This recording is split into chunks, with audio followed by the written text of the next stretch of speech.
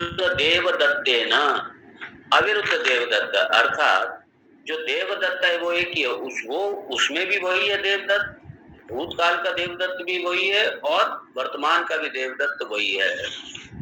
इसलिए जो भूतकाल का देवदत्त है, देवदत्तेन सह लक्ष्य लक्षण भावः, ये लक्षण भाव है। आप देखिए ये उदाहरण क्यों दिया गया, ये तत्त्वमसि को समझाने के लिए तो दिया जा रहा है ना। उसी तरीके से तत्त्वमसि के वाक्य में भी जो तत् और त्वम है, इसके जो वाच्यार्थ हैं वो क्या है?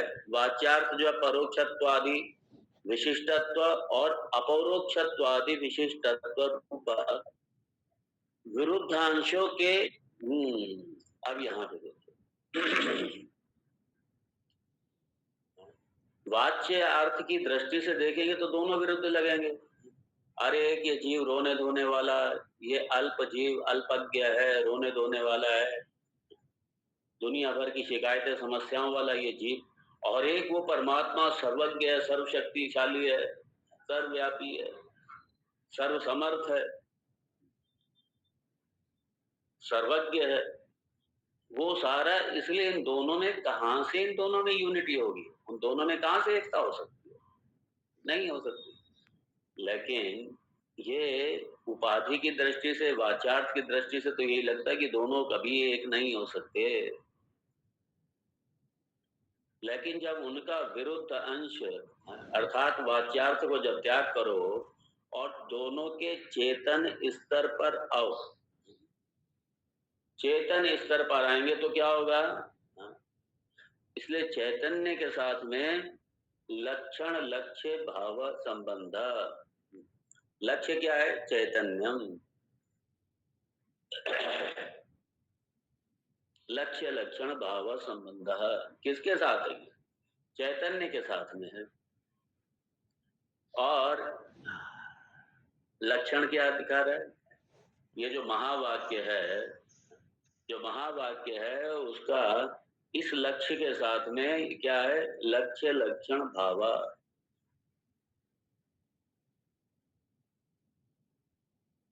उदाहरण देखे थे, इसमें थोड़ा अलग उदाहरण दिए हमने हैं। ये जो मुझे नहीं पता आपके पास में कौन सी टेक्स्ट है, क्योंकि कई सारी सबके पास हो सकता है अलग अलग टेक्स्ट होंगी, लेकिन कोई बात नहीं, विषय तो नहीं बदलेगा। इसलिए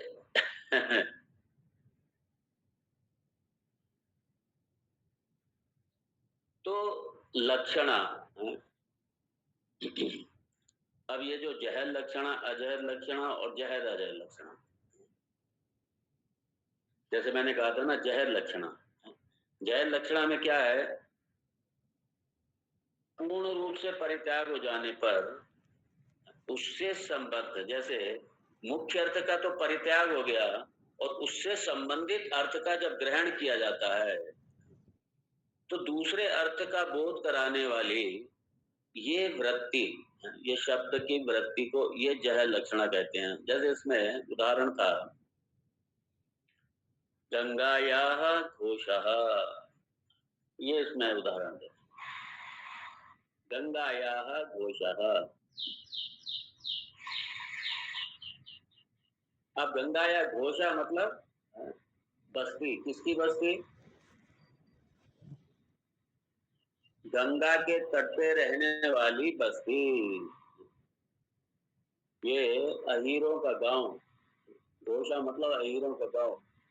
कहाँ पे? गंगाया, गंगा में है, गंगा में बसने वाला अहीरों का गांव। अब आप देखिए उसमें हम लोगों ने उदाहरण देखा था, ओ चश्मा, किसी को बुलाया ओ चश्मा करके आवाज दी, तो क्या हम चश्मे को बुला रहे हैं? क्या नहीं, चश्मा जो पहना हुआ व्यक्ति हम उसको बुला रहे हैं। तो इसमें क्या हुआ? चश्मे का इसमें, क्योंकि ये लक्षणा क्या करनी है यहाँ पे? लक्षणा ये करनी है कि जैसे उधर चश्मे का त्याग करके, मतलब चश्मे से मतलब नहीं है, चश्मे वाले व्यक्ति से मतलब है, लेकिन वो चश्मा करके बुला लिया, तो संकेत किसकी तरफ है? व्यक्ति की तरफ। तो यहाँ पे मुख्य अर्थ का त्याग हो गया, चश्मे का तो त्याग हुआ, लेकिन उसके उससे संबंधित जो व्यक्ति है उसका उस अर्थ को ग्रहण किया गया। अब यहाँ पे क्या उदाहरण में, गंगायाः गंगायाम घोषः, गंगा में अहीरों की बस्ती है। अब आप देखो जो गंगा का प्रवाह है उसमें कोई बस्ती बस पाएगी क्या? उसमें कोई गांव बस पाएगा क्या? बस्ती बस पाएगी क्या? नहीं बस पाएगी।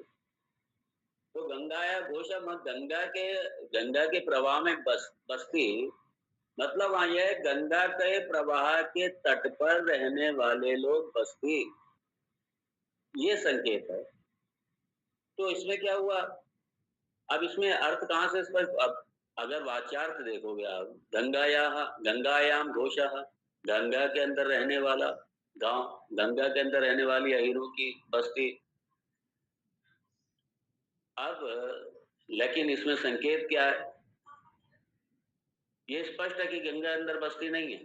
तो गंगायाम, जो गंगा के प्रवाह है उसका क्या होगा? त्याग हो गया, त्यक्त हो गया, लेकिन उससे संबंधित दूसरा अर्थ है क्या? अरे गंगा के तट पे बस रहने वाली बस्ती। तो मुख्य अर्थ का त्याग हो गया और दूसरे अर्थ की तरफ संकेत चला गया। ये जहर लक्षण है,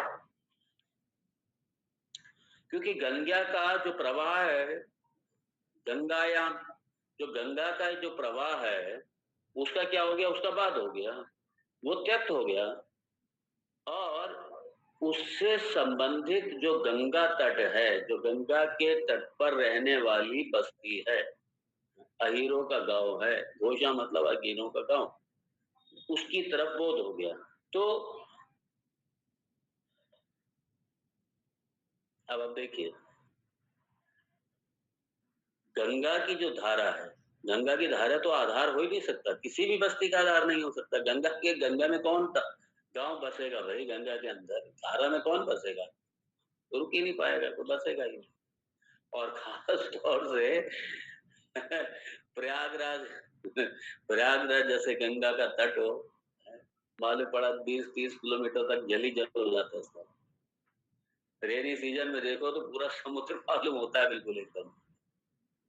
इसीलिए तो इतना बड़ा तट है, तभी तो कुंभ के मेला लगता है वहां पे 20-30 किलोमीटर का, 50 किलोमीटर, जहाँ देखो लोग ही लोग, घूम नहीं सकते पूरे मेले को। घूम ही नहीं सकते, पैदल घूम ही नहीं सकते पूरा मेला। और अगर महीने भर घूमो, रोज अलग अलग क्षेत्र में जाओगे, रोज अलग अलग क्षेत्र में, तब भी नहीं हो पाएगा। तो इसलिए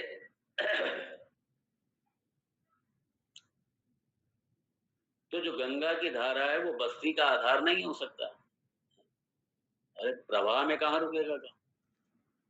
तो इसलिए उसका क्या बाद हो गया? परित्याग हो गया। इसलिए जहर लक्षणा, जहर मतलब त्यक्त हो गई, त्याग हो गया। और दूसरा उससे संबंधित अर्थ लिया गया उसके पश्चात।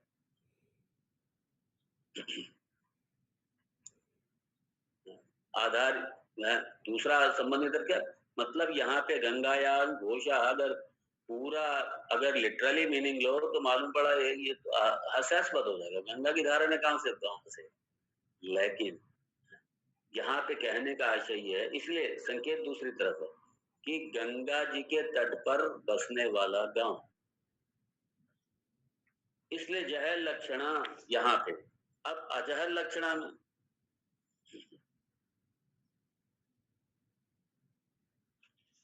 अजहर लक्षणा में, अजहर मतलब त्याग नहीं करना, जहाँ पे त्यक्त नहीं है कुछ भी। इसमें क्या है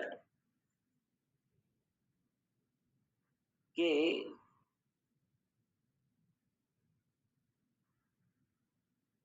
जहां पे मुख्य अर्थ का त्याग किए बिना दूसरे किसी अतिरिक्त अर्थ का भी बोध हो जाए, ये अजहर लक्षण। जिसमें वाच्यार्थ मुख्यार्थ का बिना त्यागे उससे संबंधित किसी दूसरे अर्थ का बोध हो जाए, दूसरे अर्थ का ग्रहण किया जाता है। और इसका उदाहरण इसमें अलग तरीके से दिया है। हम लोगों ने देखा था दूसरे तरीके का उदाहरण था, उसमें था 2 ग्लास खा लीजिए, ये उदाहरण हम लोगों ने देखा था। दो ग्लास खा लीजिए मतलब इसका भी त्याग नहीं हुआ। 2 ग्लास तो वो खाएगा खाएगा, साथ में भरपेट भोजन करेगा। 2 ग्लास खा ली। तो इसमें अब जैसे उदाहरण दिया, कुंता प्रविशंति चोणो धावती कितने सुंदर उदाहरण है, शास्त्र के उदाहरण भी करो। कुंता प्रविशंति, कुंता, कुंताः बहुवचन, प्रविशंति, प्रविशंति बहुवचन क्रिया है इसलिए बहुवचन है करता। फिर दूसरा दिया शोणो धावती, और कुंता मतलब कुंता, कुंता मतलब भाला।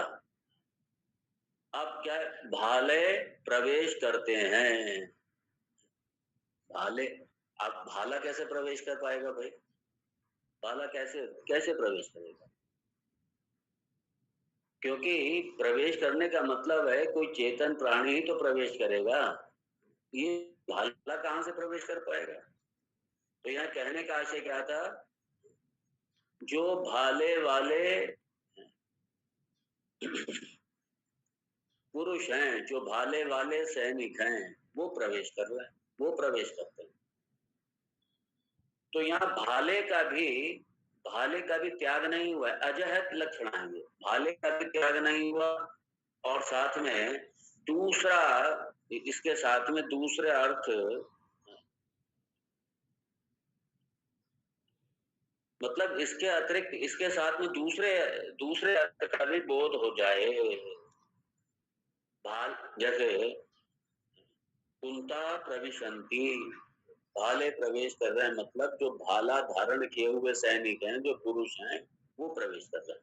तो भालों का भी त्याग नहीं हुआ, त्यक्त नहीं हुआ, और इसके साथ में दूसरा अर्थ और बोध हो गया। दूसरा कौन सा अर्थ बोध हो गया कि भाले वाले सैनिक, जो भाले धारण किए हुए सैनिक है, वो प्रवेश करते हैं। तो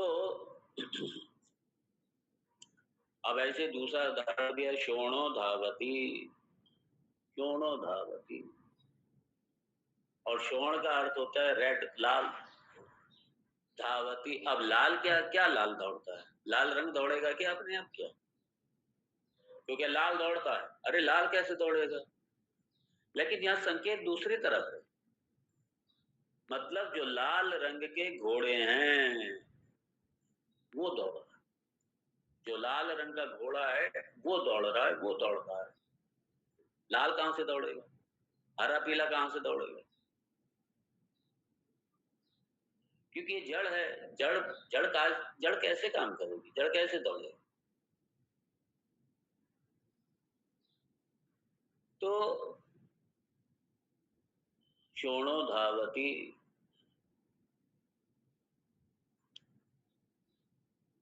शोणा अश्वः, लाल घोड़ा दौड़ता है।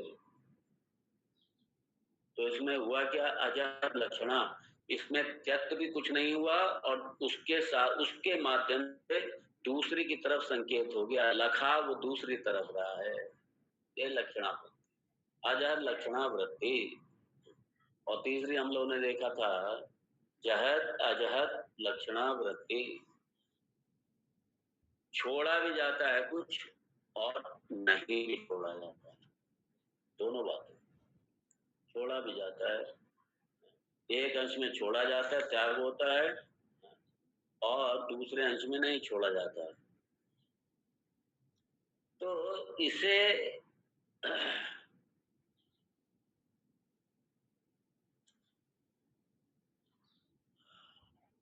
जैसे हम लोगों ने देखा था तत्त्वमसि महावाक्य में।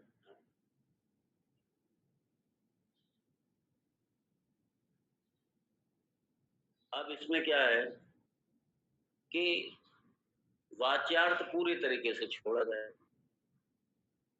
तत्त्वमसि का जो वाच्यार्थ है वो पूरी तरीके से छोड़ा जाएगा और जो लक्ष्यार्थ है उसे पूरी तरीके ग्रहण किया जाएगा। अर्थात यह वाच्यार्थ पूरी तरीके से छूटेगा, उपाधियां पूरी तरीके से छूटेंगी, चेतन पदार्थ अजहत है वो नहीं छूटेगी, वो अजहत। इसलिए चेतनता की दृष्टि से, पारमार्थिक सत्य की दृष्टि से, सच्चिदानंद वस्तु की दृष्टि से, जिसके स्तर पर ये दोनों एक ही हैं, जीव और ब्रह्म दोनों ऐक्य कहाँ पर है? ऐक्य चेतन के स्तर पर है, सच्चिद आनंद के स्तर पर है। दोनों सच्चिद आनंद है, मतलब दोनों क्या दो अलग अलग हैं क्या? नहीं, स्वरूपता दोनों एक ही है, परमार्थता दोनों एक ही हैं। ये जो अलग अलग उपाधि की वजह से दिखाई दे रहे थे, ये सारी उपाधियां हटाओ, जो निरुपाधिक ईश्वर है वही निरुपाधिक जीव भी निरुपाधिक स्तर पर ईश्वर ही है। इसलिए तत् ईश्वर है, त्वं जीवः असि, ये तत्त्वमसि।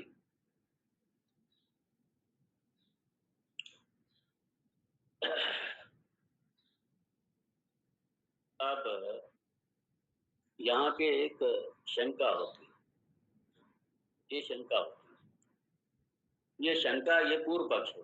ये शंका ये है कि भाई तत्त्वमसि में, तत्त्वमसि में क्या, ये लक्षणावृत्ति की कोई आवश्यकता नहीं है। जैसे नीलोत्पल, नील कमल, जिस तरीके से नील कमल है वहां समानाधिकरण है। नीलम उत्पलम, तो नीलम उत्पलम में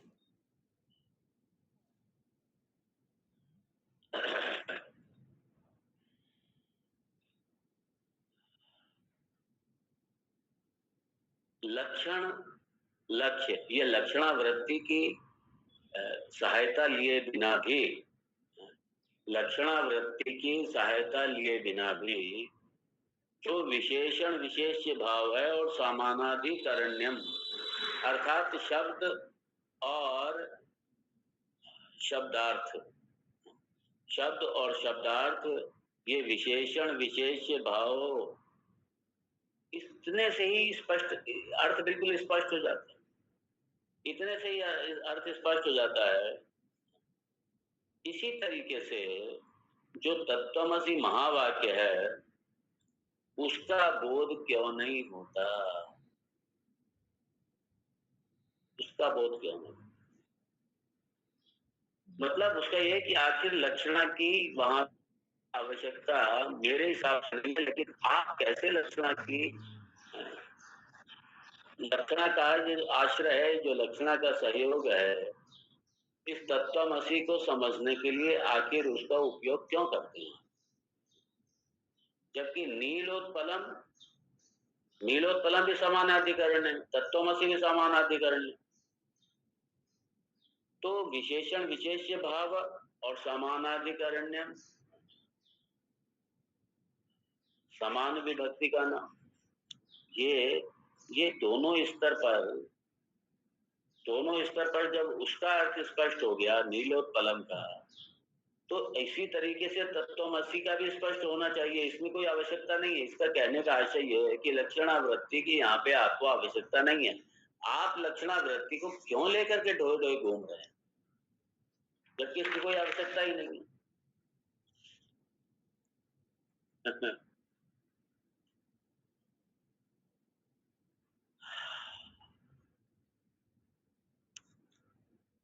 आप इसलिए उसी का ये उत्तर देने के लिए, उसी का उत्तर देने के लिए ये 56वां ये मंत्र है, ये आरंभ होता है। इस शंका का समाधान के लिए ही इस पूर्व पक्षी को उत्तर देने के लिए ही ये 56वां मंत्र आरंभ होता है। आइए देखिए, अस्मिन् वाक्ये नीलम उत्पलम इति वाक्यवत् वाक्यार्थः न संगच्छते। तत्र तु नीलपदार्थ नीलगुणस्य उत्पलपदार्थ उत्पलद्रव्यस्य च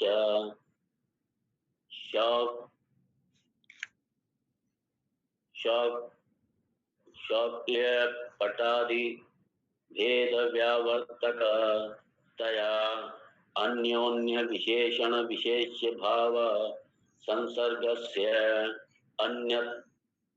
अन्यतः अविशिष्टस्य अन्यतरः अस्य तदा ऐक्यस्य वा वाक्यार्थत्व अंगीकारे प्रमाणांतर विरोध अभावात् तद्वाक्यार्थः संगच्छते।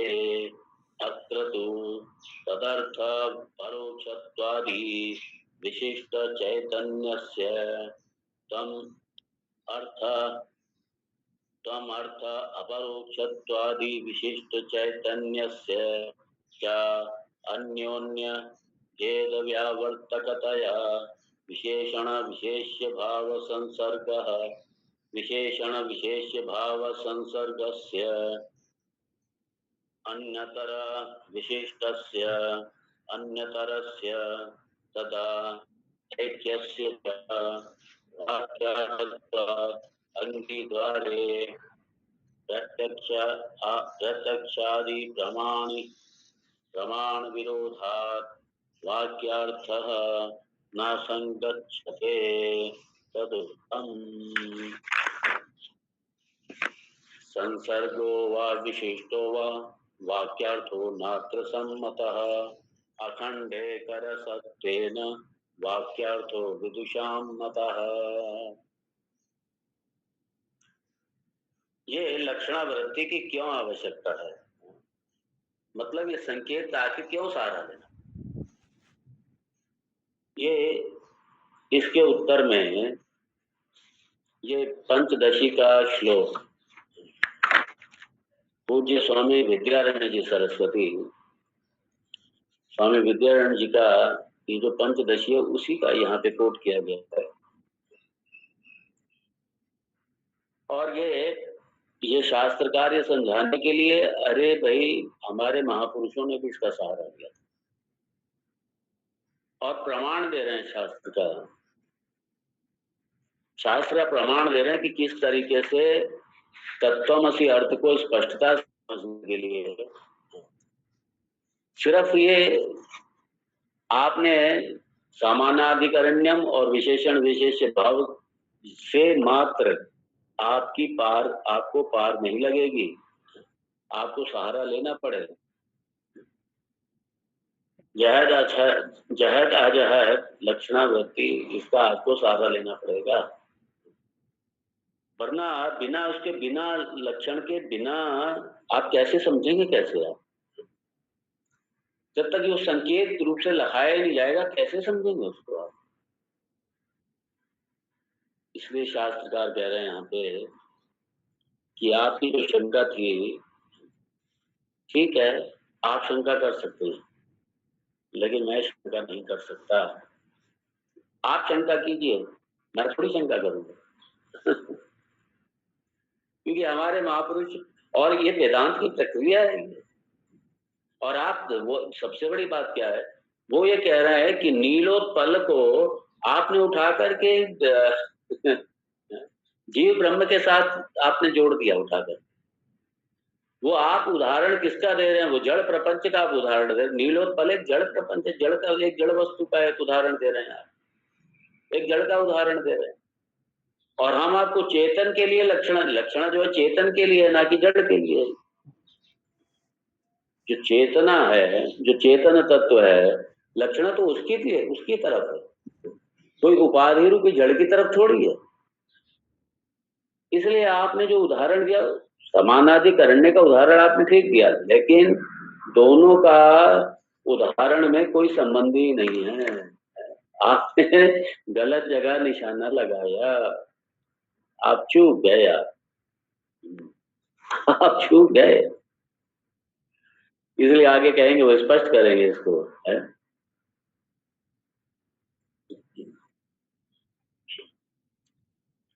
इसने तो शुरू में ही कह दिया, जो नीलोत्पलम है, इस वाक्य के समान तत्वमसि वाच्यार्थ ही उसकी संगति नहीं बैठती है, संगति नहीं बैठती दोनों की। और नीलोत्पलम में जो वाच्यार्थ है वो संगत इसलिए होता है क्योंकि नील पद का अर्थ नील गुण, मतलब जो नील है वो बाकी सारे गुणों से अलग है, रंगों से अलग है। मतलब जैसे सफेद है, लाल है, पीला है, काला है, हरा है, गुलाबी है, नारंगी है, इन सब से क्या हो गया, जो नीला है वो सारे गुणों से पृथक हो गया, अर्थात वहां पे सारे गुणों का बाद हो गया, सारे रंगों का बाद हो गया, क्योंकि नील स्पष्टता से नील नील कह रहे हैं वहां पे, नीलम उत्पलम। और इसलिए जो नील रंग है, जो नील वर्ण है, वो बाकी जो दूसरे रंग हैं उनका उनका वो बात करता है, उनका निराकरण करता है। मतलब वहां पे चूंकि नील स्पष्ट कह रहे हैं नीला, तो इसलिए नीला ही वहां पे है, बाकी सबका बाद हो गया। किसका बाद हो गया, रंग का बाद हो गया। और जो उत्पल है, जो कमल है, नील कमल, नीलोत्पल, तो वो क्या है, उससे जो दूसरी वस्तुएं हैं उसका बाद हो गया। क्योंकि जो कमल है वो कपड़ा नहीं है, मोबाइल नहीं है, आपका आपका पुस्तक नहीं है, पेन नहीं है, ये जितनी वस्तुएं हैं वो सारी की सारी वो कमल नहीं है। अर्थात नीलोत्पम नीलोत्पल कहने से जो बाकी के हैं वो सबका बाद हो गया, निराकरण हो गया। मतलब ये उसकी तरफ ही कर रहे, ये है यहाँ।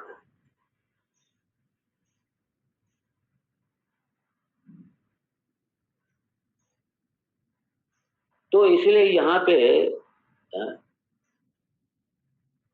परस्पर आपस में विशेषण विशेष भाव भी बनता है, क्योंकि एक से विशिष्ट दूसरे पदार्थ को और उन दोनों की एकता को वाक्यार्थ रूप से स्वीकार करने में, क्योंकि वहां पे एक दूसरे को स्वीकार करने में वहां पे किसी भी तरीके का विरोध नहीं है।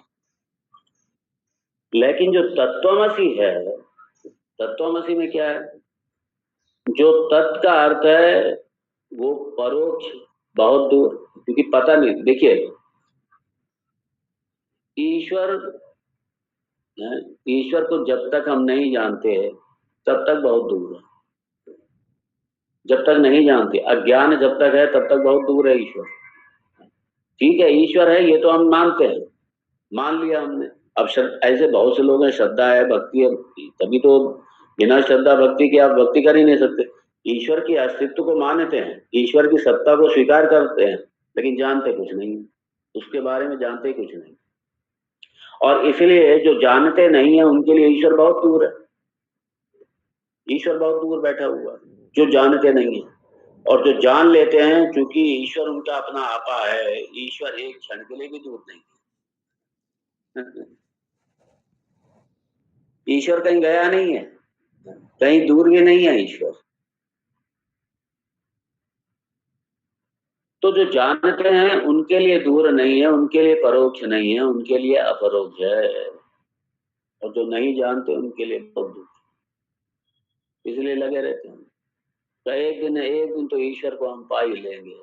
और वो ईश्वर उनके लिए क्या, ये सगुण, ये जो हमारे अवतार हैं, हमारे जो भगवान हैं, बस उनका दर्शन हो जाए, बस दर्शन हो गया। और एक दिन तो भगवान दर्शन देंगे, वो उसी को ईश्वर दर्शन मान लो। और वो है ईश्वर दर्शन, उसमें क्या है। लेकिन यहाँ उस ईश्वर की बात नहीं हो रही है, तत्वमसी में उस ईश्वर की बात नहीं हो रही। तत् मतलब ये सगुण ईश्वर की बात नहीं हो रही, जो सारे जगत का अधिष्ठान है, जिसपे पता नहीं कितने ब्रह्मा विष्णु महेश पता नहीं कितनी बार उस तत्व ने, उस ब्रह्म तत्व ने पता नहीं कितनी बार, हाँ, अवतार लिया भगवान के रूप में, कोई गिनती नहीं। और अवतार लेकर के हम सबका उद्धार किया, कल्याण किया। तो यहाँ पे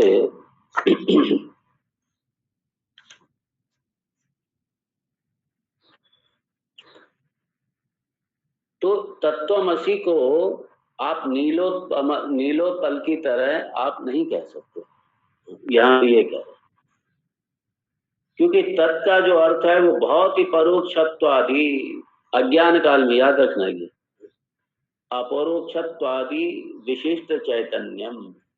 और त्वम पद का जो अर्थ है वह प्रत्यक्षत्वादि विशिष्ट चैतन्यम।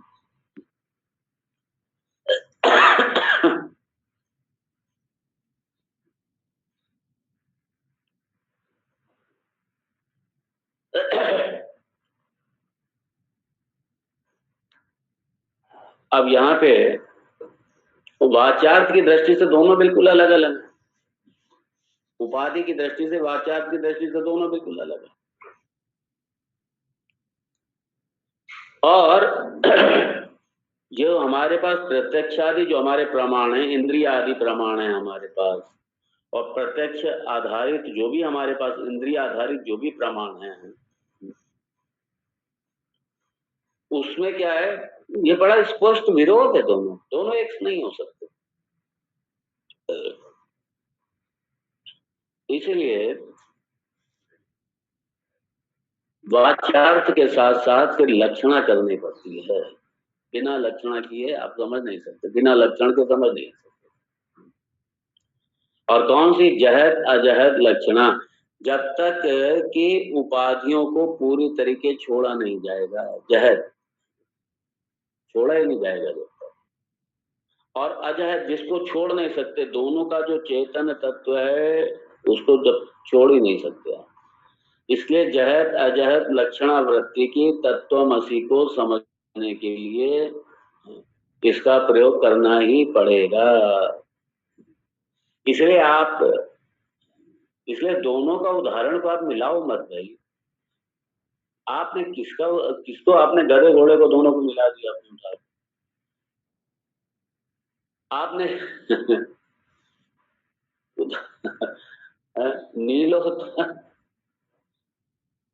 जो नीला है वो कमल है, वहां पे जो कमल है वो नीला है। जैसे तत्वमसी में जो तत्व है वो त्वम है वो तत्व है, ऐसे जो नीला है वो कमल है वो नीला। बस इतना ही पर्याप्त है वो, और वहां तो लक्षणा की जरूरत ही नहीं है। तो इसलिए वो कहता है आपके तत्वमसी, इसमें भी लक्षणा की जरूरत नहीं, इसमें लक्षणा की जरूरत ही नहीं है। तो इसलिए शास्त्रकार स्पष्ट करते हैं, इसलिए उन्होंने उसका कोट किया, संसर्गो वा विशिष्टो वा वाक्यार्थो नात्र सम्मतः अखंडे कै रसत्वेन वाक्यार्थो विदुषाम मतः। इसलिए पंचदशी का यहाँ पे ये मंत्र कोट किया।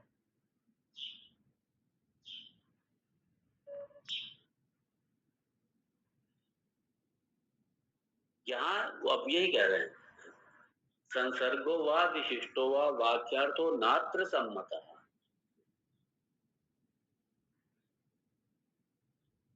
जो तत्वमसी वाक्य में जो वाच्यार्थ है, यहाँ पे वाच्यार्थ में ये विद्वानों का मत जो है ये वाच्यार्थ को लेकर के नहीं है।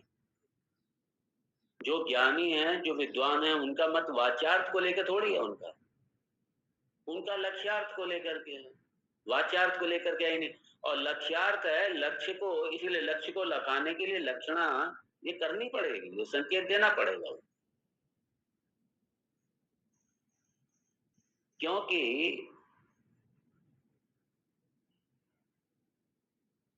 विद्वानों का जो संकेत है वाच्यार्थ में न होकर किसमें है? जो स्वगत सजातीय विजातीय सारे समस्त भेदों से शून्य है, अतिरिक्त है, सारे भेदों से अतिरिक्त है, उस सारे भेदों से अतिरिक्त जो अखंड सत वस्तु है,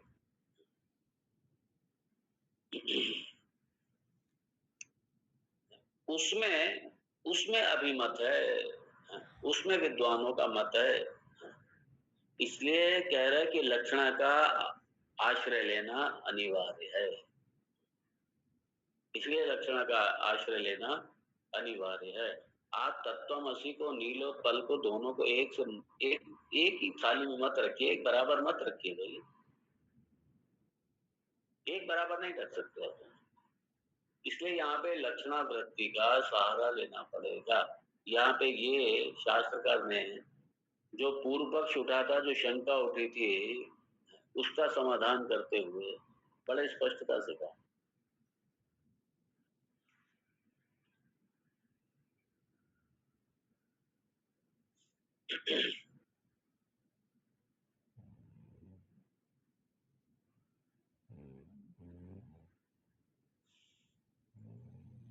अब इसको थोड़ा इसी शास्त्र के आधार पर देखें।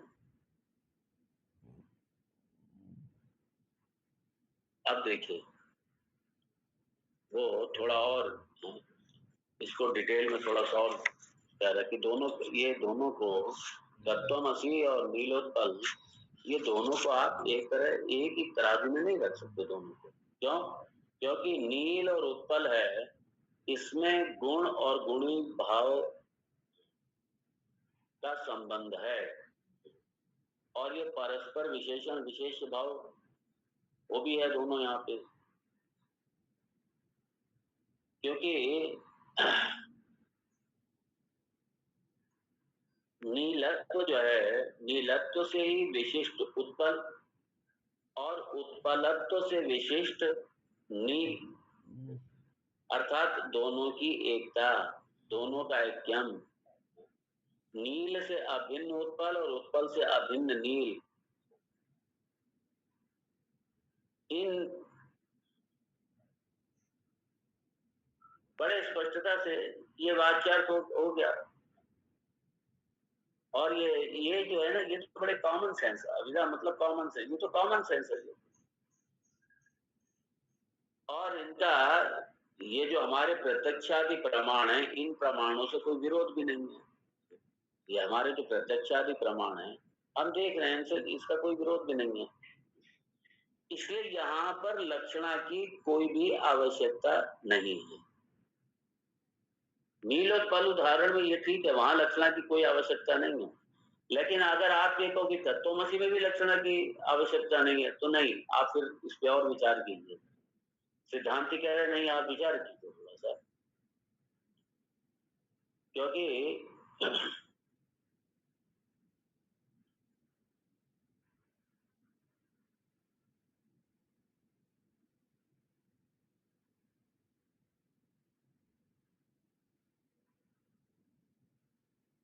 आप वो कह रहे हैं कि जो अखंडार्थ है, अखंडार्थ क्या? जो चेतन तत्व है वो अखंड है, अखंडार्थ है वो, और वहां पे द्वैत की कल्पना ही नहीं हो सकती। तो जैसे सह अयम देवदत्तः वाक्य में सह और अयम दोनों से एक ही अखंड देवदत्त व्यक्ति विवक्षित है, दोनों से सह अयम देवदत्तः। उसी तरीके से तत्वमसि वाक्य में तद्वत्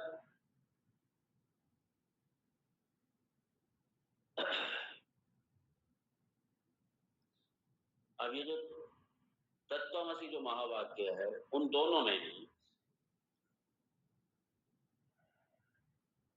जो लक्ष्य क्या है, लक्षणा क्या है? संकेत क्या है? संकेत उपाधि की तरफ नहीं है, बल्कि उस अखंड चैतन्य की तरफ। अखंड चैतन्य ये विवक्षित है तत्वमसि महावाक्य में। वाच्यार्थ विवक्षित नहीं है, लक्ष्यार्थ विवक्षित है, और ये बिना लक्षण के नहीं होगा।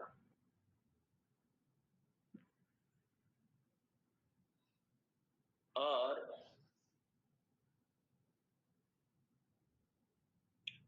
अब चूंकि प्रत्यक्ष आदि से प्रमाणों से तो क्या है, ये विरोध है भाई। प्रत्यक्ष आदि जितने प्रमाण हैं वो तत्वमसि में काम ही नहीं करते। तो इसलिए जब ये काम ही नहीं करते तो फिर हमें क्या, हम इसलिए वेदांत की प्रक्रिया में हमें जहत अजहत लक्षणा वृत्ति, हमें इसका सहारा लेना पड़ता है। हमें त्यागना भी पड़ता है, और अजहत जिसे नहीं त्याग सकते वो भी इसमें।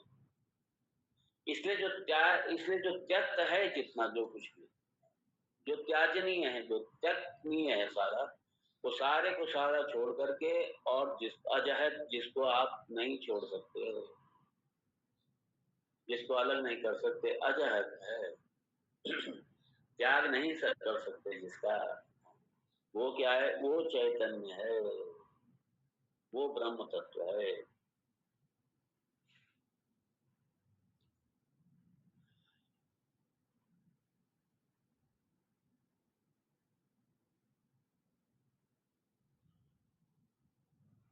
इसलिए यहाँ पे शास्त्रकार ये कह रहे हैं कि भाई जो आप ये कह रहे थे कि इसलिए कहा यहाँ पे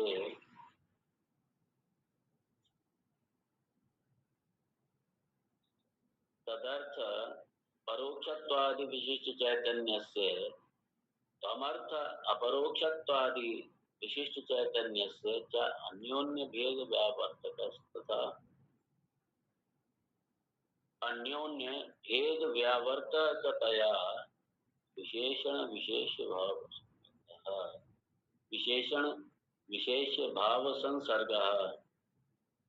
संसर्गस्य आत्मपरि संसर्गस्य अन्यतर विशिष्टस्य अन्यतरस्य तथा ऐक्यस्य च वाक्यार्थत्व अंगीकारे प्रत्यक्षादि प्रमाण विरोधात् वाक्यार्थो न संगच्छते तदुक्तम्।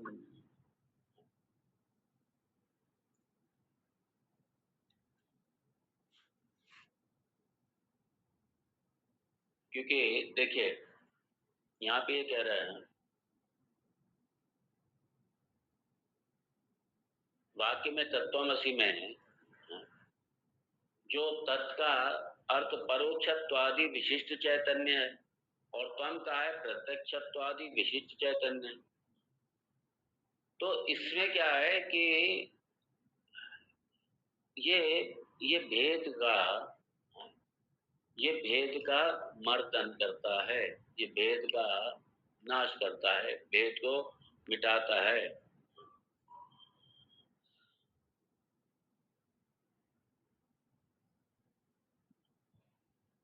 इसलिए इसमें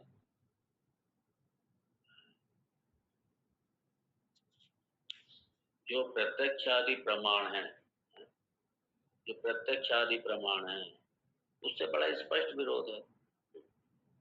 इसलिए ये जो तुमने ये कहा वो कह रहा है, सिद्धांत कह रहे हैं। इसलिए आक्षेप लगाया था ना, आक्षेप लगाया था, एक आक्षेप लगाया मतलब असहमति जताई, असहमति जताई, हम सहमत नहीं है, यही तो पक्ष है ना, पूर्व पक्ष, शंका।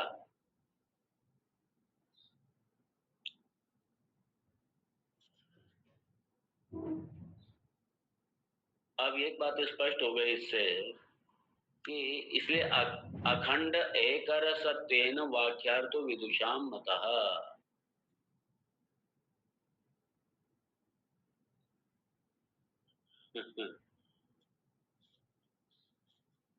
लक्षणा वृत्ति का आश्रय लेना आवश्यक है तत्वमसि महावाक्य को समझने के लिए।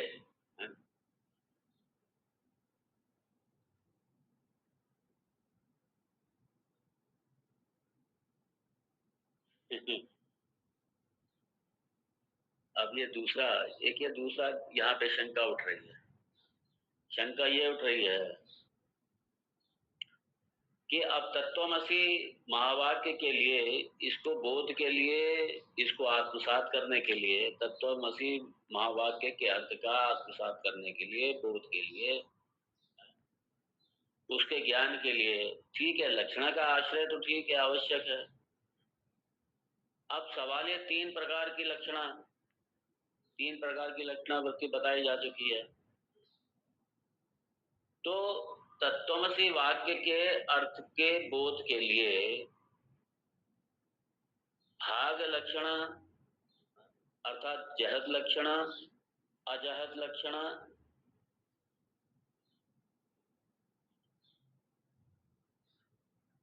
देखिए अब चूंकि तीन लक्षणाएं हैं, तो इसमें काम कौन सी करती है? जहद अजहद लक्षणा, भाग त्याग लक्षणा, ये इसमें काम करती है। अब ये जो अगला मंत्र है, ये इस बात को बताने के लिए है कि जो जहद लक्षणा है और जो अजहद लक्षणा है, ये क्यों नहीं काम करती, इसकी असंगति भी तो बताना है ना। आखिर ये क्यों नहीं काम करती? इसलिए सबसे पहले क्या दिखा रहे हैं? जो जहल लक्षणा की असंगति है, अर्थात जो जहल लक्षणा की, जहल लक्षणा इसमें लागू नहीं होता, ये दिखाने के लिए कि तत्वमसि महावाक्य में जहर लक्षणा और अजहर लक्षणा दोनों लागू नहीं होता है, सिर्फ जहद अजहद लक्षणावृत्ति या भागत त्याग लक्षणावृत्ति, सिर्फ यही काम करता है। अब सवाल है कि क्यों, आखिर ऐसा है? कारण क्या है? कारण क्या है कि जहर लक्षणा वृत्ति वहां काम क्यों नहीं करती? उसकी असंगति क्यों है यहाँ पे तत्वमसि में? इसको स्पष्ट करने के लिए ये अगला मंत्र आरंभ कर रहे हैं। अत्र गंगायां घोषः प्रतिवसति इति वाक्यवत् जहर लक्षणापि न संगच्छते, तत्र तु गंगा घोषयोः आधार आधेय भावलक्षण्यस्य वाक्यार्थस्य अशेषतः विरुद्धत्वात् वाक्यार्थम अशेषतः परित्यज्य तत्संबंधी तीर लक्षणाया युक्तत्वात् जहर लक्षण संगच्छते। अत्र तु परोक्ष अपरोक्ष चैतन्य एकत्व लक्षणस्य वाक्यार्थस्य भागमात्रे विरोधात् भागान्तरम् अपि परित्यज्य अन्य लक्षणाया अयुक्तत्वात् यह लक्षणा न संगच्छते, न च गंगापदं स्वार्थ परित्यागेन तीर पदार्थं यथा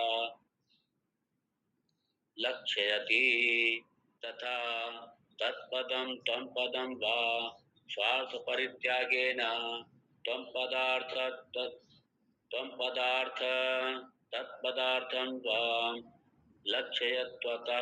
लक्ष्यत्वतः कुतो यह लक्षण न संगच्छत इति वाच्यं।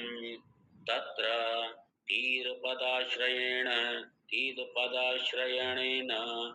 तदर्थ प्रतीतौ लक्षणया तत्प्रतीति अपेक्षायाम् अपि तत्त्वं पदयोः श्रूयमाणत्वेन तदर्थ प्रतीतौ लक्षणया पुनः अन्यत अन्यत अन्यत अपरपर अन्यत अन्यतर पदेन पुनः अन्यतर पदेन अन्यतर पदार्थ प्रतीति अपेक्षा अभावा अपेक्षा भावा।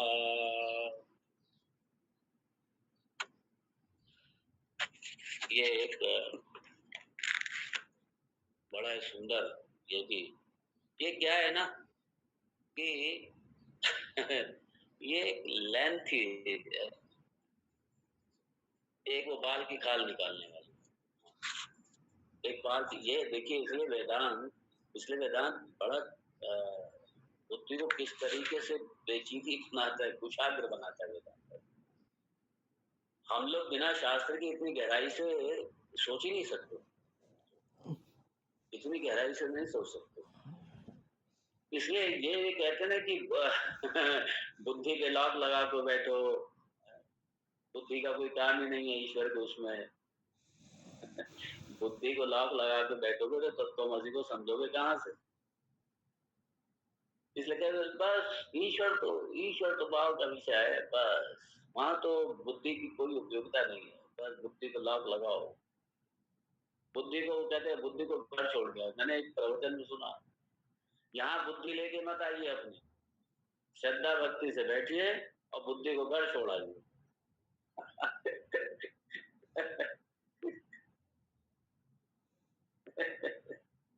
बड़ा आश्चर्य होता है।